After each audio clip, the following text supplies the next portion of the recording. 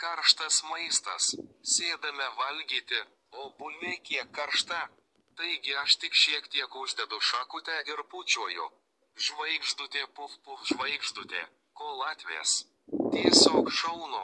Tada į burną. Žvaigždutė hol žvaigždutė žvaigždutė spustelėkite žvaigždutė nois. Ir mano brolis daro tą patį. Žvaigždutė puf puf žvaigždutė. Kol atvės. Tiesiog šaunu. Į burną. Žvaigždutė hol žvaigždutė žvaigždutė spustelėkite žvaigždutė pastaba. Čia mano mama, ji daro tą patį. Žvaigždutė puf puf žvaigždutė. Kol atvės.